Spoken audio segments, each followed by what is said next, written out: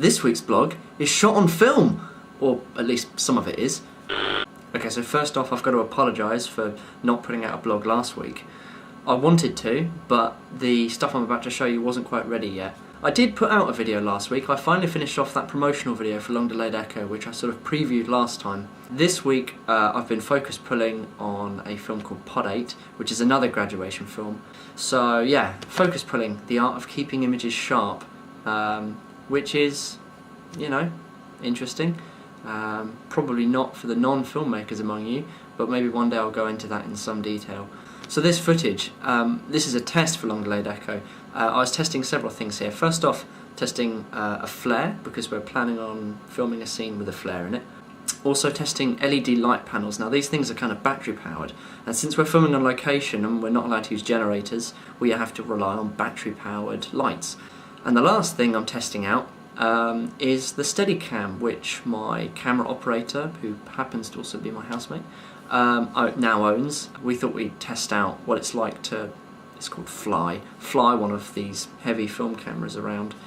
So it's just me walking through uni basically, but it's shot on film, Super 16, and it's come back and in HD and it looks awesome. So I thought I'd show you that and try and kind of maybe even bring home some of the kind of reasons why film is so good, because I know film is sort of dying and people who are getting into filmmaking now kind of just want to shoot on DSLRs and digital because it's faster and easier in post. The grad films have started now, so I've got like no time to do anything interesting. However, I'm going to try and do another rant at some point because that seems to be going down quite well.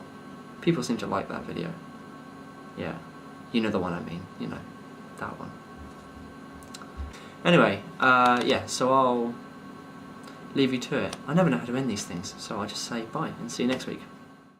Okay, so the first shot we did was this shot of the flare going off. It's being held by Christian, and cards are being flashed up in front of the screen by Tom, which have f-stops on them. Now, f-stops are how much light you're letting into the lens, and we were starting at 1.3, and then we're going down, letting less and less light into the lens, down the different kind of f-stop numbers. It's a logarithmic thing, that's why the numbers don't just go 1, 2, 3, 4, 5. But anyway, the point is, this flare was incredibly bright, and even at f16, which is normally good enough to shoot like a bright sunny day on certain stocks, it was still exposing pretty well, and you can see Christian's face is still, you know, nicely lit up by it.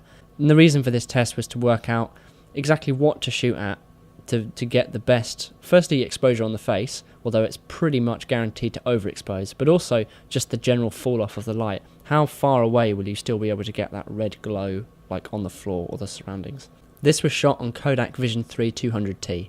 Now I know that's a lot of words and numbers that don't mean very much to you, but basically it's a film stock made by Kodak. It's one of their kind of current generation brand new film stocks. The 200T bit is all about the speed of the film, how long it takes to expose properly. So the faster it exposes, the less light you need.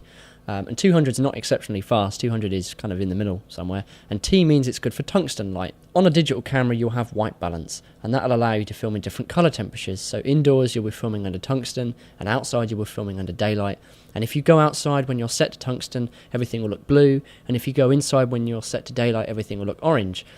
Film has that kind of ability too, but it's two different film stocks. It's either a daylight balanced film stock or it's a tungsten balanced film stock. However, as we're about to see, film handles both incredibly well.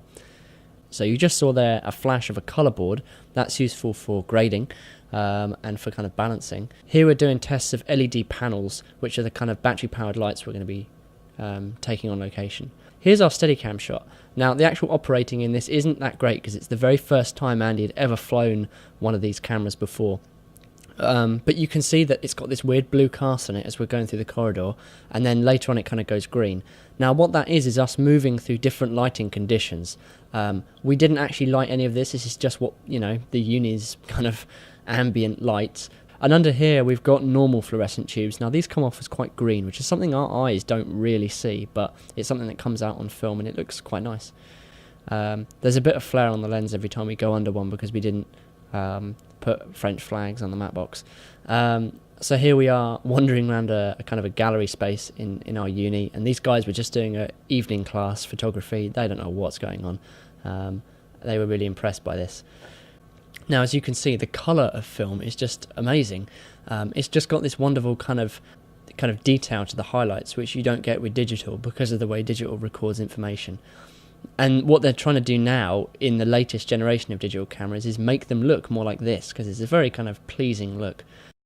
And because it's film, and because this footage is 10-bit DNx HD 185, which is incredibly high bitrate, it means it's really useful for grading. So what I'm now going to do is show you a couple of different grades which I've done just to play around with the length that you can stretch film to get different film looks. So first off, we've got the Godfather look, which is kind of that nice chocolatey colour.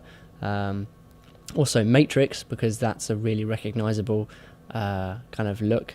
And this one's more like Minority Report, kind of really high key, and this one is a lot more like Thriller, maybe like the Bourne films, I guess, even that kind of cold blueness to it. So yeah, that concludes the tests that we did, and I hope you enjoyed watching, and I'll see you next week.